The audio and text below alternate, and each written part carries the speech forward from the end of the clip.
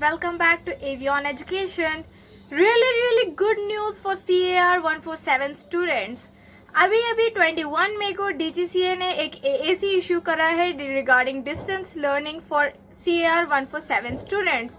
तो चलिए बिना कोई टाइम वेस्ट करे जल्दी से देखते हैं क्या इस AAC में आया है. AAC 1 of 2021 डेट 21 मई 2021 ये लाया है सभी CAR 147 स्टूडेंट्स के लिए गुड न्यूज़. वो स्टूडेंट्स जो अब तक कंसर्न थे कि अब क्या होगा, कोर्स कितना एक्सटेंड होगा, कितना ड्यूरेशन बढ़ेगा कोर्स का, 2 ईयर का कोर्स अब कितने ईयर में कंप्लीट होगा, उन सभी के लिए आई है ये good news. Subject is distance learning for CAR 147 approved organisations. सबसे पहले इसका इंट्रोडक्शन देख लेते हैं. With advancement in computer technology, software applications, जैसे जैसे एक्सेस होता जा रहा है इंटरनेट का और साथ ही साथ में हम लोग की टेक्नोलॉजी बढ़ती जा रही है, तो DGCA ने इस कोविड-19 के सिचुएशन को कंसिडर करते हुए, क्योंकि अभी क्लासेस रीस्टार्ट होने की कोई भी बहुत मिनिमम चांसेस है क्योंकि ये कोरोना और डे टू डे डेडली होता जा रहा है, तो इस चीज़ के लिए उन्होंने परमिट करा है 147 ट्रेनिंग ऑर्गेनाइजेशंस को डिस्टेंस लर्निंग के लिए. तो ये AAC डिस्टेंस लर्निंग से रिलेटेड है. ये एप्लीकेबल है सभी बेसिक मेंटेनेंस ट्रेनिंग ऑर्गेनाइजेशंस के लिए जो कि CAR 147 बेसिक के लिए अप्रूव्ड हैं. एक इन्होंने इम्पोर्टेंट चीज़ कही है कि बेसिक मेंटेनेंस ट्रेनिंग ऑर्गेनाइजेशंस जो है सिर्फ और सिर्फ तब डिस्टेंस लर्निंग कर सकती हैं only for theoretical knowledge modules, यानी सिर्फ लेवल 1 एंड लेवल 2 वाला पोर्शन वो कवर कर सकते हैं.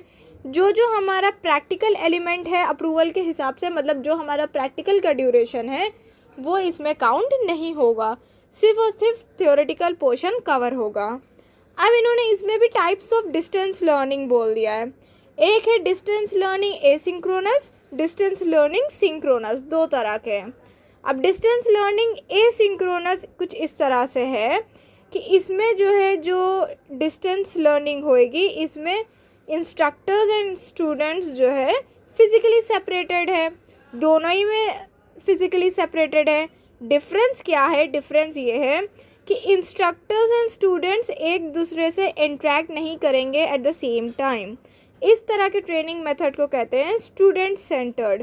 That is student is responsible for the learning progress. It means कि उधर से जो है आपको वीडियो बना दी जाएगी, एक्सप्लेन वो कर देंगे. ये जो है ना, जैसे हम लोग के जूम मीटिंग होता है उसमें दोनों लोग इंटरेक्ट कर रहे होते हैं एक दूसरे से, स्टूडेंट्स उनसे पूछते हैं, कोई डाउट होता है वो उनसे पूछते हैं. नहीं, इसमें जो है प्री रिकॉर्डेड वीडियो टाइप का ये कह सकते हैं इसको. नेक्स्ट है distance learning synchronous. Distance learning synchronous में भी दोनों डिस्टेंस मतलब फिजिकली सेपरेटेड है, दो रहे, इंस्ट्रक्टर अपने घर पे, स्टूडेंट अपने घर पे, बट ये जो है रियल टाइम है. मतलब इसमें जो है स्टूडेंट एंड इंस्ट्रक्टर का क्या होगा, इन्वॉल्वमेंट होगा, इंट्रैक्शन होगा, दोनों का इंट्रैक्शन होगा एक दूसरे से. इस केस में कहा जा रहा है ये इंस्ट्रक्टर सेंटर्ड है, मतलब instructor is responsible for teaching the student. इन्होंने एक बहुत इंपॉर्टेंट नोट दे दी है कि BMTO यानी बेसिक मेंटेनेंस ट्रेनिंग ऑर्गेनाइजेशंस जो इसमें अप्रूवल ले रही हैं इस AAC के अकॉर्डिंग, वो सिर्फ तभी और सिर्फ तभी ट्रेनिंग कर सकती हैं जब वो डिस्टेंस लर्निंग सिंक्रोनस मेथड से कर रही हैं. असिंक्रोनस परमिटेड नहीं है. आप प्री रिकॉर्डेड वीडियो सेंड नहीं कर सकते हो, आपको रियल टाइम इंटरेक्शन करना पड़ेगा, मतलब जैसे जूम पे होता है, गूगल पे होता है, उस तरह से. नेक्स्ट उन्होंने कहा है कि ये टूल्स आप ट्रेनिंग के यूज़ कर सकते हो. वही बेसिक सी चीज़ें, स्लाइड शो दिखा दो, मैनुअल्स पढ़ा दो, कंप्यूटर की ज़रूरत होगी, मोबाइल डिवाइस की ज़रूरत होगी, टैबलेट एक्सेट्रा, कोई भी डिवाइस, वीडियोस आप मतलब प्ले करके एक्सप्लेन कर सकते हो किसी टॉपिक को easily. Virtual reality, virtual classroom, virtual aircraft, इन सभी चीज़ों की फैसिलिटीज़ आप यूज़ कर सकते हो. एक चीज़ उन्होंने बोल दी है, mobile phone can not be use for video presentation of the virtual class as the size screen does not allow to attend virtual classroom with sufficient comfort. मतलब आप मोबाइल फ़ोन को एक वीडियो प्रेजेंटेशन के लिए virtual classroom के लिए नहीं use कर सकते हो.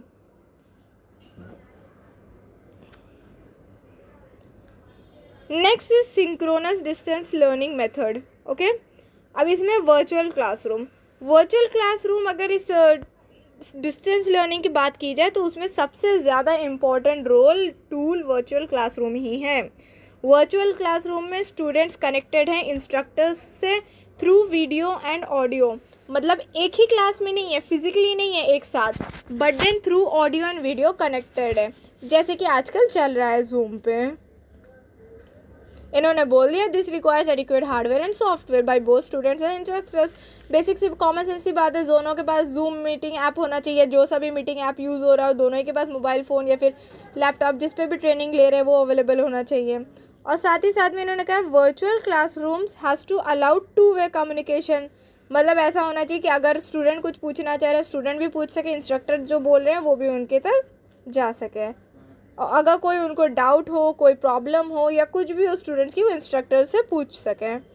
इन अ वर्चुअल क्लासरूम में जो इंस्ट्रक्टर एंड स्टूडेंट के बीच में इंट्रैक्शन होगा वो रिड्यूस हो जाएगा कंपेयर टू रियल क्लासरूम। इसीलिए एडिशनल एफर्ट डालना पड़ेगा, हमारे जो इंस्ट्रक्टर्स हैं उनको डालना पड़ेगा इस चीज़ को देखने में कि स्टूडेंट्स की जो नॉलेज उनको दे रहे हैं उसमें कोई कमी ना रह जाए। नेक्स्ट इन्होंने बोला है स्टूडेंट्स के लिए क्या हार्डवेयर रिक्वायरमेंट्स होना चाहिए, एक डेस्कटॉप होना चाहिए, एक सफिशिएंट साइज की स्क्रीन होना चाहिए, 10 इंचेस और इन सबसे छोटे के मोबाइल फ़ोन टैबलेट नहीं होना चाहिए। हाउएवर इन्होंने बस बोला है, यूज़ तो सभी लोग आजकल ज़्यादातर फ़ोन्स करते हैं। नेक्स्ट इन्होंने इंस्ट्रक्टर्स के लिए बोला कि 2 स्क्रीन्स होना चाहिए, एक स्लाइड शो दिखाने के लिए, एक स्क्रीन जो डिस्प्ले करने के लिए, इंटरनेट कनेक्शन होना चाहिए। भाई बिना इंटरनेट कनेक्शन के कैसे क्लासेस लेंगे, बेसिक सी चीज़ें इन्होंने लिख दी है बहुत ज़्यादा। सॉफ्टवेयर रिक्वायरमेंट ऑब्वियसली बिना, अगर मीटिंग ऐप है नहीं, माइक्रोफोन ऐप है नहीं, बिना उसके कैसे क्लासेस चलेंगे। नेक्स्ट इन्होंने बोला है इंस्ट्रक्टर्स की क्वालिफ़िकेशन, इंस्ट्रक्टर्स प्रॉपरली एक्सेस्ड होना चाहिए और क्वालिटी मैनेजर उनको ऑथराइज करेगा for use of this method, distance learning method. फिर स्टूडेंट की अटेंडेंस जो है इंस्ट्रक्टर्स को रेगुलर बेसिस पर रिकॉर्ड करके रखना है, बिगिनिंग में भी एंड हर क्लास के ब्रेक के बाद भी, आफ्टर ईच ब्रेक, ऐसा ना हो बीच में स्टूडेंट्स चले जाए। अगर कोई स्टूडेंट ऐसा है कि वो अपना क्लास मिस करे दे रहा है किसी भी वजह से, या फिर लॉस ऑफ कनेक्शन हो गया या कुछ भी हो गया है, इस चीज़ के लिए आपको अटेंडेंस उस स्टूडेंट का कम कर दिया जाएगा। स्टूडेंट का जो ट्रेनिंग एनवायरनमेंट होगा वो कुछ इस तरह से होना चाहिए कि बच्चे डिस्कम्फर्ट बिना किसी अनकम्फर्टेबल उस फील करे पढ़ सके, मतलब ऐसा ना हो कि बैकग्राउंड नॉइस इतनी ज़्यादा इंस्ट्रक्टर के किसी भी तरफ से इतनी आ रही हो, इतना इंटरप्शन हो रहा हो कि स्टूडेंट्स को कुछ समझ ना आ रहा हो क्या पढ़ाया जा रहा है।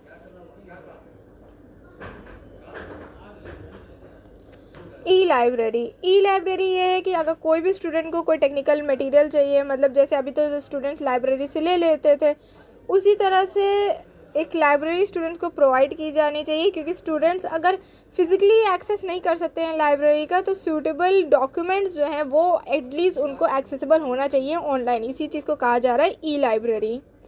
नेक्स्ट इन्होंने बहुत इंपॉर्टेंट चीज़ दे दी है, अभी तक जो स्टूडेंट्स ये चीज़ सोच रहे थे कि पता नहीं उनका पहले का टाइम कंसिडर किया जाएगा नहीं किया जाएगा, क्योंकि पहले भी क्लासेस हुए हैं ऑनलाइन, लेकिन हम लोग से कहा गया था, सभी स्टूडेंट्स से कहा गया था कि टाइम एक्सटेंड कर दिया जाएगा, बट देन इस टॉपिक के अंदर sampling of distance learning training sessions bye DGCA में उन्होंने लिख दिया है कि DGCA RAO को आपको एक्सेस देना है अपने वर्चुअल क्लास का, ताकि वो अनअनाउंस्ड या फिर अनाउंस्ड ऑडिट करे, यानी बिना बताए या फिर सरप्राइज ऑडिट कर सके।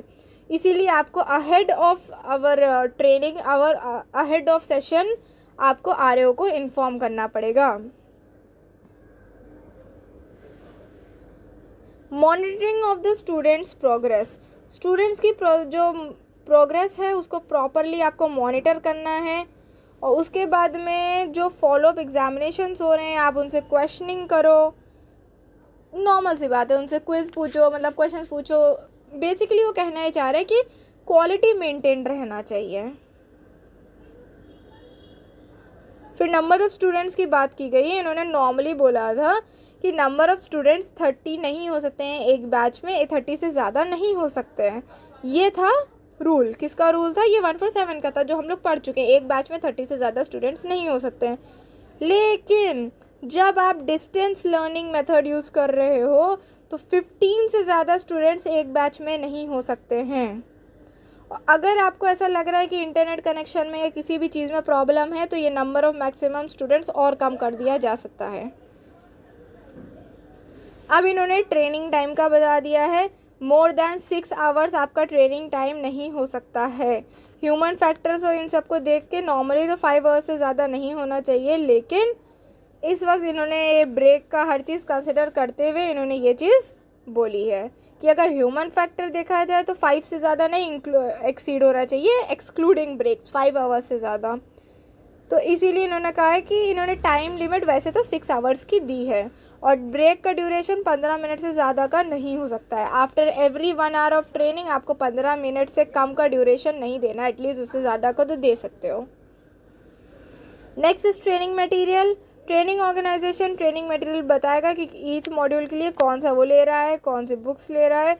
When training material from the one use in real classroom it shall be submitted. आपको आरओ को सबमिट करना है कि क्या आप पढ़ा रहे हो। अगर आप जो रियल क्लासरूम में उसी से पढ़ा रहे हो, जो आप क्लास में पढ़ाते थे उसी बुक से पढ़ा रहे हो, फिर तो कोई बात नहीं। अगर कुछ और तुम रेफ़र कर रहे हो तो फिर किसको, आरओ को इन्फॉर्म करना पड़ेगा। फिर एडिशनल ट्यूशन आवर्स एंड और training methods depending on the day. Okay, अब ऐसा हो सकता है कि कोई टॉपिक है जिसमें एडिशनल आवर्स की ज़रूरत पड़े। मतलब रियल क्लास में जब आपने अपना MTOE बनाया था उसमें एक पर्टिकुलर टॉपिक को, फॉर एग्जांपल एक टॉपिक है उसको आपने 4 आवर्स अलॉट करे थे, लेकिन क्योंकि आप इस पे पढ़ा रहे हो ऑनलाइन मोड पे, हो सकता है कि आपको एक टॉपिक पे ज़्यादा टाइम लगे, तो उस केस में हो सकता है आपको 5 आवर्स लग जाएँ, 6 आवर्स लग जाएँ, तो उस टाइम पे आप ले सकते हो extra time. Next is training schedule. जो ट्रेनिंग शेड्यूल इन्होंने अभी जो पूरी अभी ऊपर 6.2 से 6.4 तक बातें करी हैं, इसके अप्रूवल के लिए आप CA फॉर्म 12A पर अप्लाई करोगे। सो CA फॉर्म 12A है वर्चुअल क्लासरूम ट्रेनिंग प्लान के लिए। एग्जामिनेशन आप नहीं ले सकते हो डिस्टेंस लर्निंग मेथड से। सारे जितने भी एग्जामिनेशंस हैं वो अप्रूव्ड साइट पे होंगे अकॉर्डिंग टू योर MTOE। सो इसका जो अप्रूवल है for conducting of training by distance learning method, आपको सबमिट करना है सभी चीज़ें अपने आरओ को। CA form 12A form fill करना है, साथ ही साथ में पैरावाइज कंप्लायंस इस AAC का, साथ ही साथ में MTOE सबमिट करना है विद दीज लीस्ट डिटेल्स।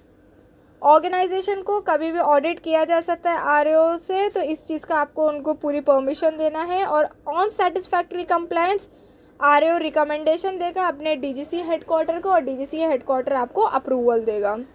जो अप्रूवल आपको दी जाएगी वो लिमिटेड टाइम पीरियड के लिए दी जाएगी। इसलिए ऐसा कहा जा रहा है लिमिटेड टाइम पीरियड के लिए दी जाएगी बिकॉज ये जो फैसिलिटी दी गई है ये सिर्फ पैंडमिक के लिए दी गई है। Induction of new batches. कोई भी ट्रेनिंग ऑर्गेनाइजेशन 31 दिसंबर तक कोई भी न्यू बैचेस का एडमिशन नहीं ले सकता है और इस रिगार्ड में डिसीजन बाद में दिसंबर 2021 या उससे फर्दर लिया जाएगा। However BMTOs who have obtained approval, जिनके पास अप्रूवल आ चुका है फॉर देयर एग्जिस्टिंग बैचेस, वो कंडक्ट कर सकते हैं फ्रेश बैचेस को इस करेंट ईयर के लिए लिमिटेड टू 50%। यानी जितना आपको 30 की परमिशन थी अब आप सिर्फ 50% स्टूडेंट्स ले सकते हो, सिर्फ उन कैटेगरीज के लिए जो इस डिस्टेंस लर्निंग में आपने जिसके लिए अप्रूवल ली है।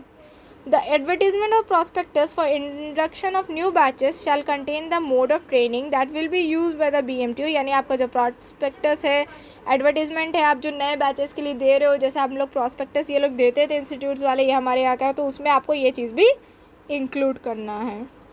जो ट्रांसिशन होगा वापस back to our normal physical trainings, ये shall ensure that a TNA is conducted to ensure adherence to the approved syllabus। एक TNA होगा, उसके बाद ही ये चीज़ कंफर्म की जाएगी कि सब अप्रूव्ड सिलेबस के अकॉर्डिंग हुआ है और रिकॉर्ड्स मेंटेन किए गए हैं। अगर कोई कमी हुई, डेफिशिएंसी हुआ या शॉर्टफॉल हुआ, कुछ ऐसा DGCA को लगता है, तो आपका ये DSL यानी डिस्टेंस लर्निंग का अप्रूवल ले लिया जाएगा और साथ ही साथ में जो फ्रेश बैचेस आपने इसके अंडर लिए हैं उनका भी अप्रूवल ले लिया जाएगा। ये पूरी जो हम लोगों ने AAC देखी है, इससे हम लोग को ये पता चल गया है जो 147 के पहले जो क्लासेस लिए गए थे ऑनलाइन में भी 99% वो एक्सेप्ट नहीं किए जाएंगे, उसके लिए तो कोर्स ड्यूरेशन एक्सटेंड होगा ही होगा, but then 1% you can hope for the best. So good news for 147 students, और ज़्यादा कोर्स एक्सटेंड नहीं होगा। सो इसी के साथ have good day, good night.